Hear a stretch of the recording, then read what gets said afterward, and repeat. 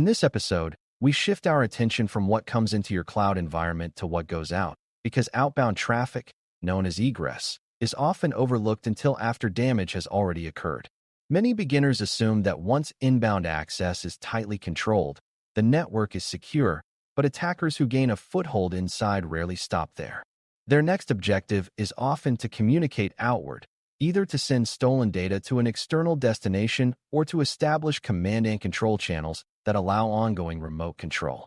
Controlling egress means deliberately limiting where workloads can send traffic, how they can send it, and under what conditions.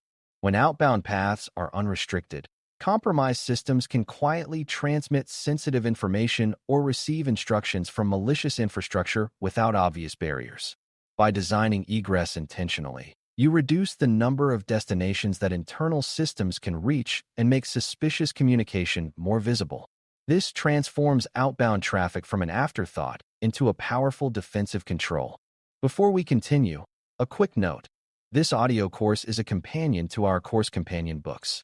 The first book is about the exam and provides detailed information on how to pass it best. The second book is a Kindle-only ebook that contains 1,000 flashcards that can be used on your mobile device or Kindle. Check them both out at cyberauthor.me in the Bare Metal Study Guide series. Understanding why egress matters requires recognizing how modern attacks operate once inside a network. After initial compromise, attackers often attempt to establish command and control connections, which are outbound communications from the compromised system to infrastructure they control. These connections allow attackers to issue commands, upload tools, and maintain persistence. If outbound internet access is wide open, establishing such channels is relatively easy, especially if the traffic blends in with normal web activity. Controlling egress disrupts this stage by limiting outbound destinations to known, approved services and by restricting unnecessary protocols. Beginners sometimes assume that outbound traffic is harmless because it originates from internal systems, but compromised systems are no longer trustworthy. Treating outbound traffic as potentially risky shifts your perspective from passive allowance to active control. One foundational egress control concept is least privilege for network destinations, which mirrors least privilege in identity management. Instead of allowing workloads to connect to any external address, you identify which external services are genuinely required and restrict outbound traffic accordingly. For example, application servers may need access to specific update repositories or external application programming interfaces, but they likely do not need unrestricted access to the entire internet. By narrowing outbound rules, you shrink the potential exfiltration surface. Beginners often default to allowing all outbound traffic because it avoids breaking functionality, but this convenience increases risk significantly. Thoughtful restriction requires understanding dependencies, yet the security benefits outweigh the additional planning effort. Egress design is strongest when it is deliberate rather than permissive. Network Address Translation (NAT) gateways frequently play a central role in controlled egress design. By routing outbound internet traffic from private subnets through a NAT gateway, you ensure that internal systems are not directly reachable from the internet while still enabling necessary outbound communication. However, simply using a NAT gateway does not automatically restrict destinations. To control egress effectively, you must combine NAT routing with filtering rules that specify which outbound traffic is allowed.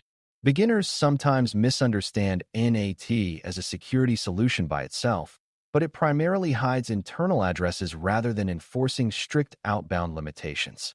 True egress control requires explicit rule definition layered on top of routing.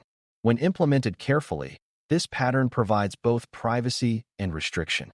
Firewalls and centralized egress inspection services can enhance outbound control by acting as choke points for traffic leaving the network. Instead of allowing each workload to communicate externally on its own, traffic is routed through a controlled inspection point. This inspection point can enforce policies such as blocking known malicious destinations, restricting traffic to approved domains, or limiting specific protocols. Beginners may view centralized inspection as complex, but it simplifies policy management because outbound rules are defined in one place rather than across many individual resources. It also improves visibility, since all outbound traffic can be logged and analyzed consistently. Centralized egress filtering turns the network boundary into a strategic observation point rather than a passive exit. Domain name system, DNS, controls intersect closely with egress management because many outbound connections rely on domain name resolution. Even if outbound IP filtering exists, compromised systems may attempt to connect to malicious domains that change IP addresses frequently. Controlling DNS resolution through approved resolvers and monitoring query patterns can reveal suspicious behavior. Beginners sometimes focus only on direct IP restrictions and overlook that DNS queries themselves can signal compromise. By logging and analyzing outbound DNS activity, you gain insight into potential command and control attempts. Combining DNS monitoring with outbound filtering strengthens your ability to detect and disrupt malicious communication early. Another critical dimension of egress control involves segmentation and zone-based restrictions. Not all workloads require the same outbound access, and segmentation can reflect these differences. Public-facing services might require limited outbound communication, while sensitive data stores should rarely need internet connectivity at all. If a database server attempts to connect to an unfamiliar external host, that behavior should be immediately suspicious. Beginners often treat outbound access uniformly across environments, but differentiation reduces risk significantly. When egress rules align with workload purpose, deviations become clearer signals of compromise.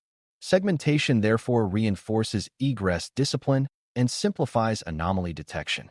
Logging outbound traffic is essential for turning egress controls into investigative tools.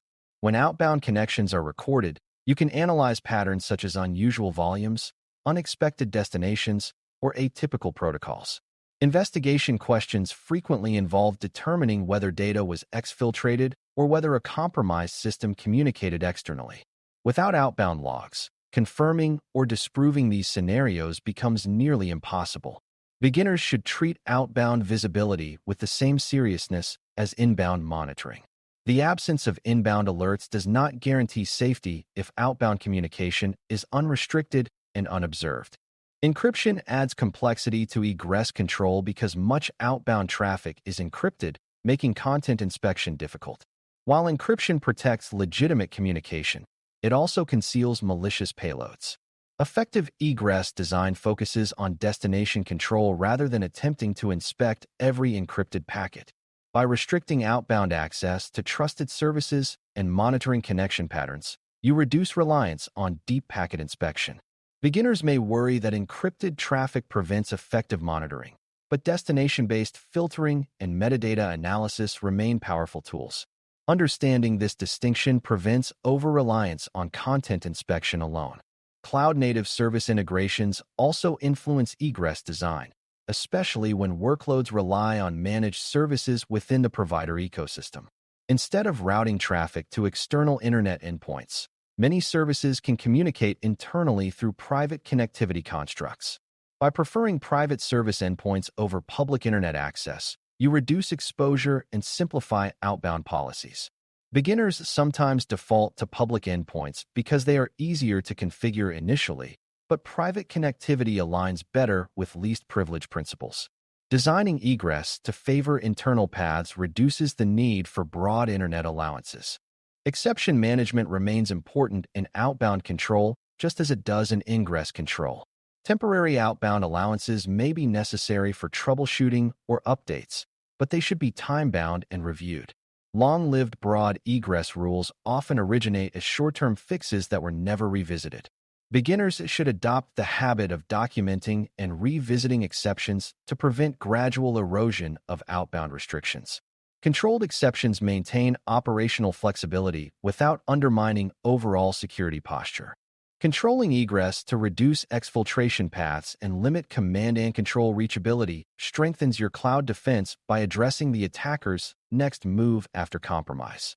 By limiting outbound destinations, centralizing inspection, monitoring DNS activity, aligning rules with workload purpose, and logging connections consistently, you transform outbound traffic from a blind spot into a managed boundary. For new learners, The essential lesson is that security is not only about blocking incoming threats, but also about constraining outgoing risk. When outbound pathways are narrow and intentional, compromised systems have fewer opportunities to leak data or receive instructions. Thoughtful egress design complements ingress controls and segmentation, creating a balanced network architecture that anticipates attacker behavior rather than reacting to it after the fact. Thanks for listening. For more audio courses, daily newsletters, and more, please visit baremetalcyber.com.